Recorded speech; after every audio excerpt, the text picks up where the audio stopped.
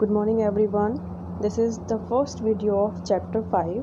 Today I am going to tell you about line segment and ray. So first point is, what is line? So line is, if we take a point and draw a straight path that extend endlessly on both the sides, then the straight path is called line. Means अगर हम कोई line खींचते हैं और उसको हम endlessly किसी भी सिरे तक आगे बढ़ा सकते हैं, whether it is on right side or on left side, then it is called line. Okay, now coming to the ray. So ray is the part of the line which end at one point but endless at another point. Means जैसे हमारे पास कोई point है, suppose we have that point, this is the point, and we can extend it to in any direction, like this and this, in any direction, then these are all of them are called rays. Okay, all of these will called ray. Okay, so now moving on to the next part, this is line segment. When we draw a line like this is called line. When we draw a line and we choose a part of it, like when we choose a part of this, then this is called line segment, and this is called line segment. Okay, now moving on to next part is angles. What are angles? आपने already पढ़ा हुआ है. Angles क्या होते हैं? जब किसी एक ओरिजिन पॉइंट से suppose this is the origin point,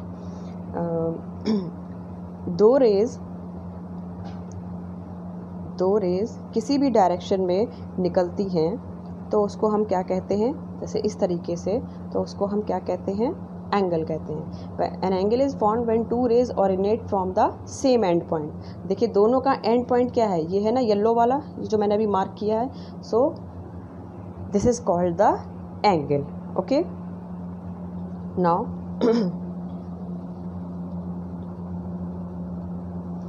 now moving on to next part of the angle. The ray makes an angle are called the arms. Means ये जो दो लाइंस हैं, इनको हम क्या बोलते हैं? आर्म बोलते हैं. और ये जो सेंटर पॉइंट है, जिसको ओरिजिन पॉइंट भी बोला जाता है, इसको हम क्या बोलते हैं? वर्टेक्स बोलते हैं. ठीक है, और ये जो बना है बीच में, इसको हम एंगल बोलते हैं. Clear? So now moving on to our next part, this is complementary angles. Complementary angle क्या होते हैं? कॉम्प्लीमेंट्री वो एंगल होते हैं जब हम दो एंगल्स को ऐड करें, किन्हीं भी दो एंगल्स को ऐड करें और उनका सम क्या आना चाहिए? 90 डिग्री आना चाहिए, तो वो क्या कहलाएंगे? कॉम्प्लीमेंट्री एंगल कहलाएंगे. जैसे देखिए, जैसे मैंने ये आपको एक डायग्राम दिख रहा है स्क्रीन पर. One angle is of 50 degree and another one is of 40 degree. अगर हम इन दोनों को ऐड करें तो ये क्या 50 + 40 हमें क्या देगा? 90 देगा. So 50 + 40 is equal to 90 degree. That means they both are complementary angles. In that way. कोई भी ले लीजिए, इसको नहीं, मैं आपको दूसरा एग्जांपल लेके दिखाती हूँ. जैसे सपोज हमने ये एक एंगल लिया है, ठीक है, और इसको सपोज ये दो एंगल्स बना रहा है. मैं फिर से ड्रॉ करती हूँ, 1 second. This and this one. Suppose this is 60 and this is 30. Now 60 + 30, what is it? It is 90.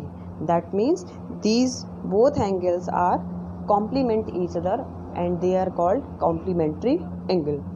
एक और बात, कॉम्प्लीमेंट्री एंगल्स जो होते हैं वो एक दूसरे के लिए कॉम्प्लीमेंट्री एंगल ही कहलाते हैं. सपोज आपके पास 30 है तो 60 उसका कॉम्प्लीमेंट्री एंगल कहलाएगा, और अगर आपके पास 60 है तो 30 उसका कॉम्प्लीमेंट्री एंगल कराएगा. ऐसे ही अगर 50 है तो 40 कॉम्प्लीमेंट्री एंगल कराएगा, और अगर आपके पास 40 गिवन है और आपसे पूछा जाए कि कॉम्प्लीमेंट्री एंगल क्या होगा 40 का, दैट मीन्स इट इज़ 50.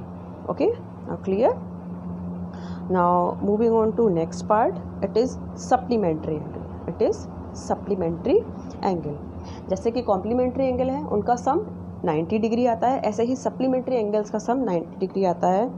आप लोग प्लीज़ इसको करेक्ट कर लीजिएगा, ये गलती से यहाँ पर मुझसे 90 लिख गया है, इस 90 को आप करेक्ट करके 180 कर लीजिएगा।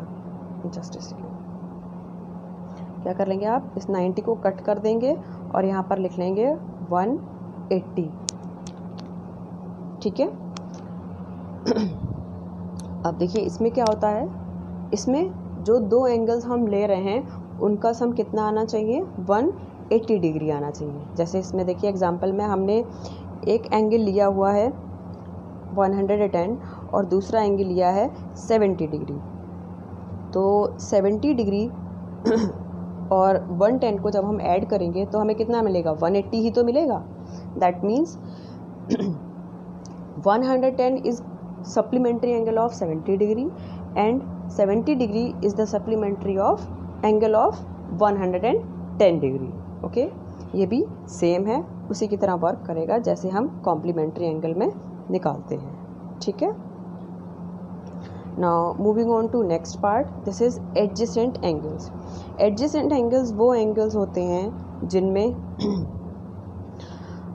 एक कॉमन वर्टेक्स होता है, एक कॉमन आर्म होती है और दो नॉन कॉमन आर्म होती हैं, वही दो नॉन कॉमन आर्म्स होती हैं। जैसे common vertex means B, this B point is the common vertex between D B A and D B C, okay. And one common arm हो गई ये B D is the common arm. देखिए ये जो B D है, B D line जो है ये कॉमन है दोनों में, इसमें भी और इसमें भी, इन दोनों में कॉमन आर्म क्या है, बी डी है। दैट मीन्स एक तो हो गया हमारा कॉमन वर्टेक्स और एक हो गई हमारी कॉमन आर्म। नेक्स्ट दो डिफरेंट साइड्स होती हैं, वो आप देख सकते हैं, एक है ए बी डिफरेंट साइड, एक डिफरेंट साइड है ए बी और दूसरी डिफरेंट साइड है सी बी, ठीक है। तो इससे हमें पता चलता है कि ये क्या है, एडजेसेंट एंगल है। एडजेसेंट एंगल कौन कौन से हुए, एक तो हुआ सी बी डी और दूसरा हुआ डी बी ए, ये दोनों क्या कहलाएंगे, adjacent angles, okay. Now moving on to next part, this is linear pair. Linear pair क्या होते हैं, लीनियर पेयर वो होते हैं जब हम किसी भी लाइन को दो एडजेसेंट एंगल्स के पार्ट में डिवाइड कर दें और जब हम उनका सम निकालते हैं तो वो हमेशा हमें 180 मिलता है। तो उन दोनों एंगल्स के पेयर को हम लीनियर पेयर बोलते हैं। जैसे यहाँ पर आप देख सकते हैं, आपको एक लाइन गिवन है ए बी सी, जिसके मिडिल में एक पॉइंट हमने बी ले रखा है, इस बी से एक हमने लाइन खींची हुई है, ठीक है, या रे कह सकते हैं इसको, एक हमने रे खींची हुई है। इस रे पर की वजह से ये जो AC लाइन है इसको हम दो इक्वल पार्ट्स में डिवाइड कर पा रहे हैं। जब हम इसको दो इक्वल पार्ट्स में डिवाइड कर रहे हैं तो हमें क्या दिख रहा है कि एक एंगल 1 बन रहा है और दूसरा एंगल 2 बन रहा है। अब जब आप इसको पूरे तरीके से देखेंगे तो आपको ये 180 दिखाई देगा। दैट मीन्स जब लीनियर पेयर बनते हैं किसी लाइन पर तो उन दोनों का सम कितना होता है, 180 होता है। ये आपस में अलग अलग कुछ भी, मे बी ये 110 हो और ये 70 डिग्री हो, लेकिन जब हम इनका सम निकालेंगे तो क्या आएगा, that will be 180 degree. It means 1 and 2 are linear pair of the angles, okay. So now moving on to next part, it is vertically opposite angles. Vertically opposite angles वो होते हैं जो दो लाइनों के इंटरसेक्ट करने पर बनते हैं। जैसे कि AC in the given diagram you can see AC and BD are the vertically opposite angles, or you can say they are also vertically opposite angles, or you can say pair of angles, okay। pair इसलिए क्योंकि A और C ये दोनों आपस में vertical हैं, ये एक पेयर बना रहे हैं, और B एंड D ये दोनों आपस में वर्टिकल हैं, ये भी एक पेयर बना रहे हैं, इसलिए इनको एज ए पेयर भी हम देख सकते हैं, ठीक है। इसके आगे आते हैं, this is intersecting and non intersecting lines. ये तो आप ऑलरेडी जानते ही हैं। इंटरसेक्टिंग लाइंस वो होती हैं जो एक दूसरे को किसी भी पॉइंट पर कट करें या उनका एक कॉमन कटिंग पॉइंट होना चाहिए। ठीक है, जब हम आगे देखें डायग्राम में तो आप देख सकते हैं this is a common intersecting point for both the lines. So these lines will called intersecting lines and that point is called point of intersection। ऐसे ही आगे देखिए तो आपको दिया हुआ है पैरेलल लाइंस। पैरेलल लाइंस में पैरेलल लाइंस वो लाइंस होती हैं जो साथ तो चलती हैं बट कभी भी एक दूसरे को इंटरसेक्ट नहीं करती हैं किसी भी पॉइंट पर, तो इसलिए इन लाइंस को हम क्या बोलते हैं, पैरेलल लाइंस बोलते हैं। ठीक है, now moving on to next part, it is transversal intersecting two lines। Transversal line वो होती है जो दो लाइंस को डिफरेंट पॉइंट्स पे कट करती है, उसको हम बोलते हैं ट्रांसवर्सल लाइन। इस डायग्राम में this line will called the transversal line. अब ट्रांसवर्सल लाइन जब दो लाइंस को कट करती है तो हमें कई सारे पॉइंट्स और कई सारे एंगल्स बनते हुए दिखते हैं। जैसे मैं आपको दिखाती हूँ, जैसे आप देख सकते हैं यहाँ पर जब इस ट्रांसवर्सल लाइन ने ऊपर वाली लाइन को कट किया है तो 1 2 3 4 एंगल्स बन रहे हैं, और जब नीचे वाली लाइन को कट किया है तो 5 6 7 8 एंगल्स बन रहे हैं। जब ये एंगल्स बनते हैं इसमें 1 2 एंगल एक्सटीरियर और 7 8 एंगल को एक्सटीरियर एंगल बोलते हैं, और 3 4 और 5 6 को इंटीरियर एंगल्स बोलते हैं। ओके, ऐसे ही 1 एंड 5 ये कहलाते हैं करस्पॉन्डिंग एंगल्स। ठीक है, उसके बाद 2 एंड 6 मीन्स 2 एंड 6 ये भी कहलाते हैं करस्पॉन्डिंग एंगल। ऐसे ही 3 एंड 7 ये कहलाते हैं करस्पॉन्डिंग मतलब जो एंगल हम ऊपर वाली लाइन से ले रहे हैं सेम वही एंगल हम नीचे वाली लाइन से ले रहे हैं, बट हाँ वो उनकी पोजीशन जो है वो अलग है। एक ऊपर वाली लाइन को कट करने पर बन रहा है और एक नीचे वाली लाइन को। आप देख सकते हैं अभी मैंने जैसे आपको बताया है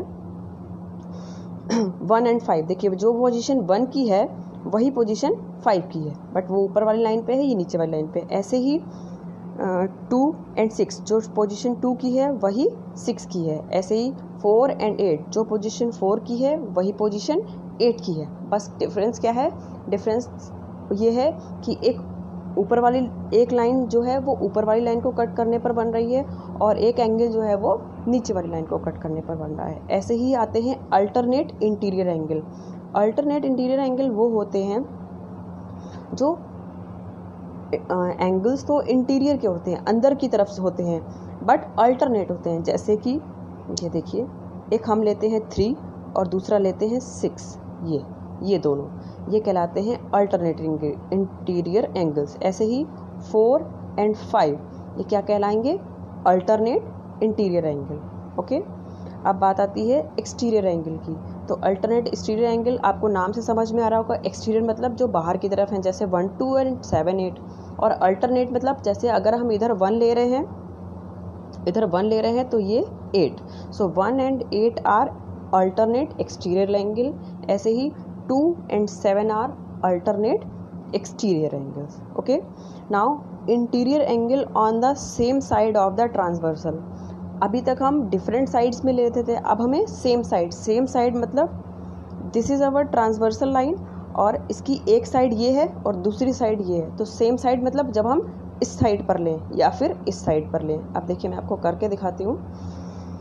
3 and 5, सो 3 and 5 देखिए, ये 3 भी इसी साइड में है और 5 भी इसी साइड में है, और इंटीरियर एंगल है, दोनों अंदर की तरफ हैं। दोनों कहाँ हैं, अंदर की तरफ हैं, तो ये क्या कहलाएंगे, interior angle on the same side. ऐसे ही 4 and 6 ये कहाँ हैं, अंदर की तरफ हैं और सेम साइड पर है। Okay, now moving on to next part is transversal of parallel lines. अभी जो हमने ट्रांसवर्सल देखा था वो पैरेलल लाइंस का नहीं था, वो 2 लाइंस का था जो मे भी आगे या पीछे जाके एक दूसरे को कट कर सकती थी, बट ये जो 2 लाइंस हैं ये पैरेलल लाइंस हैं। और अगर कोई ट्रांसवर्सल लाइन 2 पैरेलल लाइंस को कट करती है तो उसमें कई सारी नई चीज़ें होती हैं, जैसे उनके करस्पॉन्डिंग एंगल्स जो होते हैं वो सेम हो जाते हैं। करस्पॉन्डिंग एंगल क्या होते हैं वो मैंने आपको अभी बताया था, सेम लाइन पर होते हैं, जैसे 1, 5, 2, 6, 3, 7, 4 and 8। These all are corresponding angles और ये सब सेम होंगे।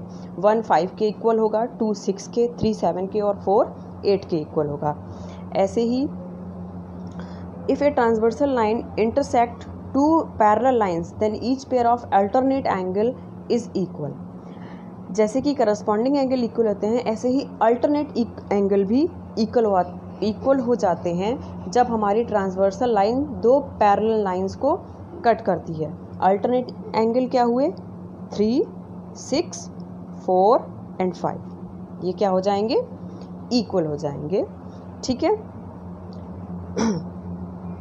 Moving on to next part, it is if a transversal intersect two parallel line, then each pair of interior angle on the same side of the transversal is supplementary.